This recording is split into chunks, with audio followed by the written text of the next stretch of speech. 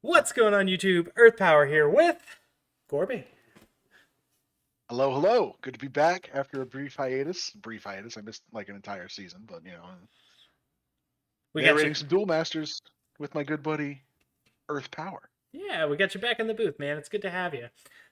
We are coming at you live for season three's bracket tournament, the final leg in this bracket tournament. You guys have watched, I don't know, a dozen decks at this point duke it out for 4 slots in the actual tournament, and we're gonna watch the last three duke it out here. You guys saw the deck profiles in a video a couple of days ago, and we are going live today with Light Nature Veggie Strikers versus 4 Civ Wave Strikers, Light Dark Fire Nature.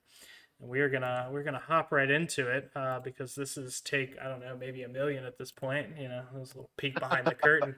As Gorby and I are actually gonna try to narrate this with audio this time.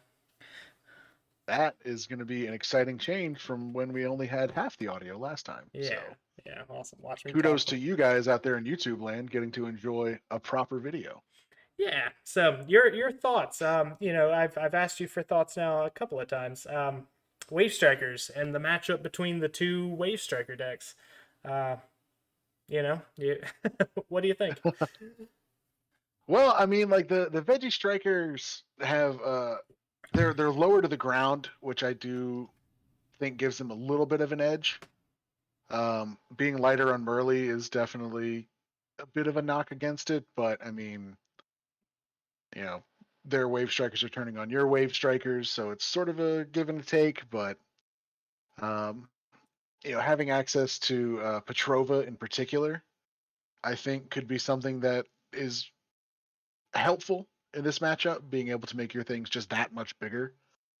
And Petrova, of course, being just a menace. It's so hard to get rid of on its own, especially when the 4 color strikers isn't playing something like a holy awe to try to tap it down. Um, Right, you know, and Spectral Spud on top of that, making everything untappable. Or not yeah, untappable, but basically they untap at the end of the turn. It gives them that ability, which is just pretty neat. Um, yeah, I agree with you. Veggie Strikers is one of those decks that seems like it should be very strong on paper. It kind of falls into the same kind of jungle categories that a lot mhm, of the light nature X decks fall into, where all of its creatures are typically bigger on curve. But the deck outside of just curving out and hoping that it beats you in the face before you can crack back, like the deck doesn't really. It's super linear otherwise, and I think that's a potential downfall. Um, both decks yeah. running Mystrios, and that'll be interesting to see who kind of wins that race here. And to talk about the match for a second, Wave Strikers are live because there's one on my side, two on his, and that's how Wave Strikers work. There you go. Yeah, I mean, and like you were saying, the fault of light nature is just that it's arguably two of the worst colors for removal in this game. Green removal is just not good, Yeah, and light removal is so contingent upon like tapping something down and swinging over it that it leaves your creatures exposed, and especially in this matchup where like power the attack power of these cards is just going to get through the roof at some point just yeah. by virtue of having all these strikers on board. So it's like leaving your things tapped down to try to remove their stuff can just be sort of problematic if you can't deal with the right things or deal with enough things. It's just Well, especially I don't know. too, like strikers versus, like you mentioned, and it's already coming into play. CVH has a Merlee, which makes his Azra bigger than my pumpkin. But now we're playing kind of the little back and forth game because Spectral Spud gives Pumpkin plus 2K, so Pumpkin's sitting at 8 versus his Azra at 7. So I think this matchup ends up being who can maintain, who can get a bigger board faster, and can I starve him on cards in the meantime? And that's a card that's very hard to deal with for my deck. Um, Yeah, and that's you want to talk about part of your game plan being starving him of cards. It's not going to happen if you can't deal with this Mysterios. That is just going to be uh, infinite value in such a creature forward deck as 4 color strikers. And on top of that, outside of Holy All, Kolan is literally the only answer, and it's a creature, which means I'm basically playing a card that taps his card but says draw a card. So like the advantage is mitigated, I guess, for lack of a better way of saying it. I do get to swing in with Pumpkin there. He opts not to block with Azra, um, and just takes the hit with his Mysterios, which is interesting. Yeah, that was definitely something we brought up in our first take. Is like, is it potentially worth fighting over the Mysterios there? Because you got the Azra to block, but then the Spectral Spud might just come in and kill the Mysterios anyway. So it's like a bit of a you know mixed bag. I think it's still probably correct just to let the Mysterios die. Yeah, Um, I think yeah, because the dynamic there gets weird, right? I attack with Pumpkin, he blocks with Azra. All of a sudden, Wave Strikers are no longer live until he plays one. So regardless, my Pumpkin's untapping, so it's not like he can crack back on it anyways. So keeping the Azra alive at least gives him an answer to either Spectral Spud or Pumpkin as the game progresses. And yeah, the advantage is mitigated from what Mystrios can do, but if he can find another one, which is very possible because of all these uncanny turnips he's playing, it's not like he's starved of advantage here. And speaking of, I have one card in my hand and no real good ways to draw any cards with my deck outside of Mystrios. and you saw he just got his Mysterios back there from the Uncanny Turnip, so it's like a bit of a heads up play. I don't know if he had the turnip in hand when he was making that decision to you know let the attack through or not. We couldn't really get a good view of it. And we're breaking out the dice, Yeah, yeah. So get keeping ready track of to who's got what. try to keep count, guys. And I just completely didn't realize that Merlee gets its own power boost, which is super fun. So we Mhm. find a Petrova on the top, which is gonna bring this pumpkin up to 13K, and put my Spectral Spud at 95. So biggest cards Never on the board seen right such now. a huge pumpkin. Never seen such a big pumpkin. So I had to call Wild Veggie, which also gives his two uncanny turnips 7K, which is super cute. So Yeah, it's a bit of a unfortunate backlash. The four color strikers deck does have five veggies in it that can potentially benefit off the Petrova call. Um, but you're going to be calling veggie I 99 times out of 100 when you're slamming that card in this yeah, deck. yeah. Yeah, It's maybe you call a Horned Beast, maybe you call a or Rainbow Phantom or a ooh, Lightbringer or a Guardian, but yeah, it's just probably not. Yeah, those are so few and far between. yeah. Unless just both those spectral horns ended up on the board somehow. Yeah, it's very rare that I'm gonna call Rainbow Phantom. But yeah, I figure I got a 13K creature that breaks a single shield. Might as well go in. Um, in the second And swap there. immediately punished. Yeah, yeah. So swap here ruins the chance of because I mean that's my whole game plan, right? He's got one blocker. As long as he doesn't have Killstein in the next turn or two, I should be fine. To just kind of wedge out a few shields over the course of the next turn or two, and if I can find Holy All, I can maybe present lethal. But that Soulswap just ruins everything, and now I don't get to untap my Ninja Pumpkin, which is very sad. Yeah, leaves your pumpkin potentially exposed to some sort of crackback play. You know, So you can yeah, bring Kolan back here, but yeah, it was what are you? interesting. Like he probably should have just grabbed the Shaman Broccoli, but I get to tap his blocker with the Kalan, which means I get to break another shield if I really want to, and I want to. Yeah, I mean you're knee deep in it now. You might as well try to see it through, right? I mean, Killstein kills you either way. You might as well Yeah. set yourself up for success as best you can. So Right. My out here is wholly all in shields at this point. Is keeping 2 to 3 creatures on board if I can, and letting Holy All be the card that wins. And here I am realizing that I don't have enough dice to keep track of everything on board, and the dice really aren't helping anybody anyways. His board is huge. Everything has Yeah. plus 6k off Killstein and Merlee. Everything has double breaker. Everything has blocker. Not to mention, I powered up Veggies, which means both of his uncanny turnips are just probably the biggest things on board right now. So that's something, man. That's a lot of power he's rolling with. Yeah, we made it all the way to what, turn 7, turn 8, Yeah, and now it's somewhere in just there. like probably one of the hardest to deal with boards I think I've seen in my time playing this game. Yeah, things got out of hand.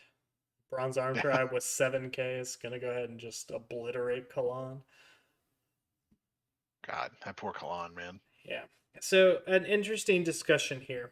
My only out is Holy All. I have another. I think I have two more Kalans here. I think I'm playing a full grip of Kalan, if I'm not mistaken. Let's double check the list. Yeah, Uh, you are. right. So my only out here is if he breaks Kalan and then breaks all. And that's going to be an out no matter what if I leave my cards untapped and he doesn't have a way to deal with more than two creatures any given turn. So he has Rebirth here. He's able to Rebirth his Kalan. He does find his area. So yeah, never mind. I guess yeah, it was just safe not to go in there. Yeah, it makes sense. It's coming together. Yeah. Hazaria says I gotta destroy one of my own cards. Pumpkin goes down. And now everything's gonna double break. So unless I see two Kolons and a Holy All, I'm not winning this game. And I did have the All, which is kind of cool. Well, there's also the potential out for like Oh yeah, with Kalan Awe and then like turnip or a Macho Melon into a Comet Eye, which right? is Like, right, which is what happened there. Yeah. So the yeah, no Kalan and shields, even with the Holy All, just wasn't enough. Him keeping me yeah, off of two cards was correct. And yeah. yeah, we move on to game two. Veggie's down a game, unfortunately. So yeah, force strikers, right? So I mean, we spoke about this a little bit in the pregame, but like, and I say pregame before we even started recording this video. We got really high on that rush version of strikers, whereas this version, kind of Mhm. the four color, has been seen as more the, I guess, correct way to build the deck. Um, but where you lose some of that momentum and aggro, you get to play cards like Rebirth and not only be destroying cards but grabbing your pieces for Wave Strikers, and it's just made this deck into a very interesting, like, fun, I don't know, mid-range version of a concept that we were so high on in season one, and I don't know that it ever actually won a game. So Yeah, it's kind of wild for as well as it did when we were actually like testing and working on lists and things like that before, the season one bracket really took off. Like Lightfire Nature veggies or strikers rather was solid. It was eaten well. And then yeah, you put it into a bracket with a bit more of a diverse lineup, and you see how being or a uh, Pegasus, yeah. yeah. Shout out to Aura Pegasus. Um, but you see how like there's a few more holes in the strategy than we initially thought there might be. Yeah. Raising the ceiling on the curve a little bit to include things like Hazaria and Jagila and the Rebirth and was it? I feel like it was playing Killstein, wasn't it? We The original through ones. yeah. No, the original one wasn't. Not the season one. Season two, we played two Oh, Killstein, two Soulswap, and took out some of the Holy Alls that were in there. But here I am trying to curve out. Look yeah. at these pumpkins go, man. No shield Heck yeah, trigger man. crackbacks, and yeah, we got a bunch of pumpkins on the board, which sounds like it should be a bad thing, but and there's Azra. The mortal enemy. I'm Yeah. down to Now we got 4 mana. blockers. Yeah, he had Jagila there. So to catch you guys up on the match, for those of you who have been paying attention, Jagila wiped my hand out, uh, cut me to 4 mana to play the rest of this game out with, essentially. But a top deck Kalan helps at least one of the pumpkins get through, and then I slam right back into a soul swap. This mirrors of game one, if you will. Yeah, Soulswap definitely playing the spoiler here again. You know, there's potential for Christian to use it. You know, offensively here, where he can swap out one of his own things to bring in something like a Miss Rios or a Merly or anything like that to try to get his board into a better state. I think There's you know, there's there's two I think there's like two interesting lines for him if he chose his own creature. It would be hitting the Bronze Arm tribe and bringing out Merlee, which lets his Azra crack back on Pumpkin, but means I get to take his last shield. Or he swaps out his own Azra, brings Azra back out, and lets it block the Spectral Horn, which I can't swing over at that point. Regardless, the swap target doesn't really matter. He swaps out his own creature, or he swaps out one of my creatures, the pumpkin or the Spectral Horn, and or I think he just Kalan for Kalan maybe just to keep me off of breaking the shield, whatever that was last turn, because he has yeah. Killsteen, and that card wins the game a lot of the time. We've given up on the dice if you couldn't tell. Yeah. So CVH now sitting comfortably at 7 mana. Soul swaps into Mystery Oz. Try to flesh out his hand a little bit more, get that board a little bit wider before slamming the Killsteen and going in for the kill. Just Yeah. stacking Merleys like it's a job. Yeah. The conversation here is basically build a board that can't get blown out by two Kalans and shield and just hope I don't have one of the alls down. And Yeah. all's gonna win the game no matter what at this point because I just dropped Petrova. So it's basically swing and hope. Yeah, there's the 1 in 100 chance where you call something that's not Veggie with Petrova. Yeah, there it is. So Oh man, and here come the Azras. CVH is just marching on in. Killstein's down. I'll tell you, Things are things are not going wrapping up well. quickly here. Yeah, that's game two, guys. No, I had a potato, had a potato, had a couple of pumpkins. There were some melons and some turnips, and unfortunately, just never really panned out for veggie strikers. Right, the deck looks good on paper. I think unfortunately, Yeah, like you said, it's super it's low to the ground, and if it can't get going, it just yeah, just gets outclassed it's by just cards that do things. it's that same problem that nature light strategies I think are always just going to have because there's no new cards being introduced. It's that the removal suite is just not sufficient.